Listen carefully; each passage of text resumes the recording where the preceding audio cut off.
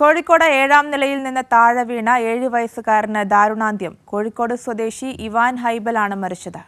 ചേതൻ സാജൻ വിവരങ്ങളുമായി ചേരുന്നുണ്ട്. ചേതൻ, എന്താണ് സംഭവിച്ചത്? എവിടെ നിന്നാണ് ഈ കുട്ടി വീണത്?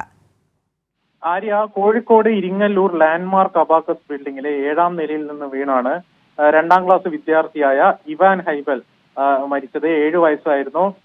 നല്ലളം കീഴ്വനപ്പാടം സ്വദേശികളായ മുഹമ്മദ് ഹാജിസിന്റെയും ആയിഷ ദമ്പതികളുടെയും മകനാണ് മരണപ്പെട്ട ഇവാൻ ഹൈബൽ. ഇന്നലെ രാത്രി ഏകദേശം 8 മണിയോടുകൂടിയാണ് ഈ അപകടം സംഭവിക്കുന്നത്. കളിക്കുന്നതിനിടെ ബാൽക്കണിയിൽ കയറി ഇവാൻ ഈ 7ാം നിലയിൽ നിന്ന് താഴേക്ക് വീഴുകയായിരുന്നു. ഉടൻ തന്നെ സമീപത്തുള്ള സ്വകാര്യ ആശുപത്രിയിൽ ചികിത്സയ്ക്ക് എത്തിച്ചുവെങ്കിലും ജീവൻ രക്ഷിക്കാനായില്ല. നിലവിൽ ഇപ്പോൾ പന്തീരാങ്കാവ് പോലീസ് അസ്വാഭാവിക മരണത്തിന് കേസെടുത്ത് അന്വേഷണം ആരംഭിച്ചിട്ടുണ്ട്.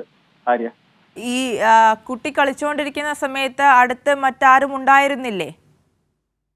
നമുക്ക് കിട്ടുന്ന വിവരം അനുസരിച്ച് ഈ അപകടം സംഭവിക്കുമ്പോൾ ഫ്ളാറ്റിൽ ഈ കുട്ടിയുടെ അമ്മയും സഹോദരനുമാണ് ഉണ്ടായിരുന്നത്. ഇവരും ബാൽക്കണിയിൽ ഉണ്ടായിരുന്നു. പക്ഷേ ചെറിയൊരു ഇടവേളയിൽ ഇവർ രണ്ടുപേരും ഫ്ളാറ്റിന്റെ അകത്തേക്ക് പോയപ്പോൾ ഇവാൻ ഈ ബാൽക്കണിയിൽ കയറി താഴേക്ക് പതിക്കുകയായിരുന്നു.